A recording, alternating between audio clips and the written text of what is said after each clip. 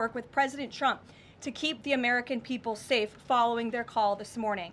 Americans overwhelmingly want exactly what President Trump is delivering: strong borders and strict immigration enforcement against the worst illegal aliens, of which there are still hundreds of thousands to deport from the interior of our country.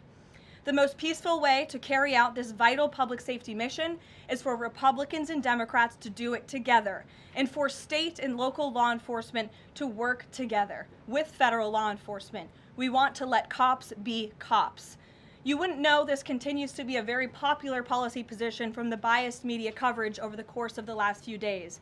But polling shows huge support for this exact thing President Trump is calling for.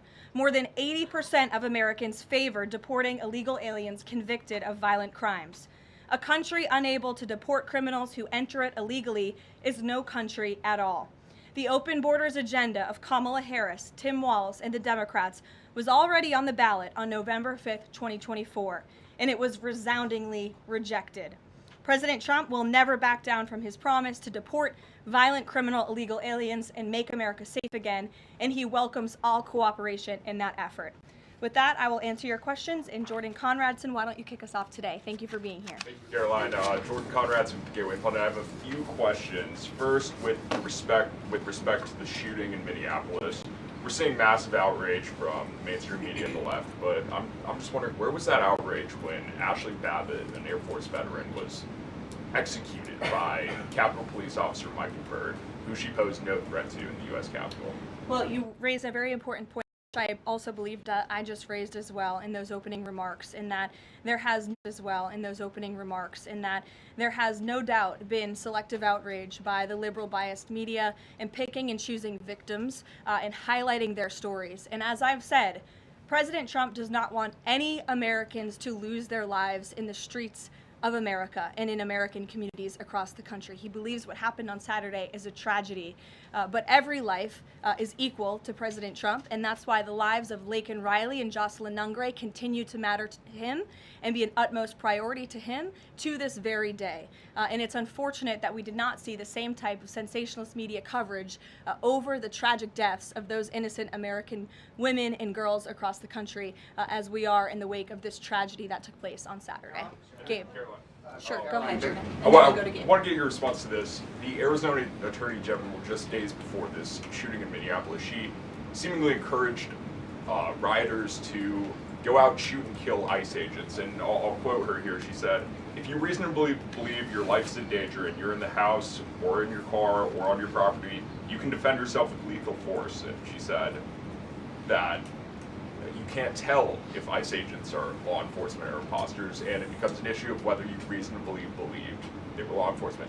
Do you have a response to that, and does the White House believe that she should be held accountable for these remarks? Such dangerous rhetoric, as I pointed out, is exactly what has brought us to this position today, where you have elected Democrat officials across the country who are encouraging left-wing agitators and crazy people to go out and unlawfully obstruct lawful immigration enforcement. Again, these brave men and women of ICE and Border Patrol and the federal enforcement are just trying to do their jobs to enforce our nation's immigration laws and to go after the worst of the worst in this country. I would encourage everyone in this room, and I would encourage the Arizona Attorney General to look at the video of an ICE agent in Minneapolis. He was approached by left-wing agitators who were honking their horns and were screaming slurs at him, and he rolled down his window and he said, "What are you doing? I am out here trying to catch a child predator, somebody who has convicted crimes against an innocent child, and you are trying to obstruct me from doing my job."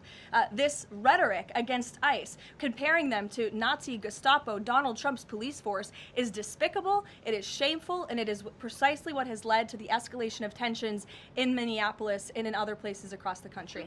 Gabe, go ahead.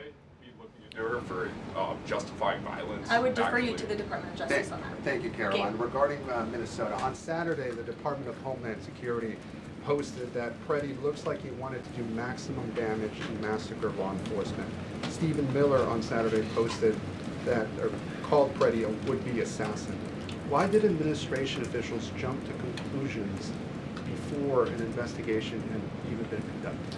Well, look, this has obviously been a very fluid and fast-moving situation throughout the weekend.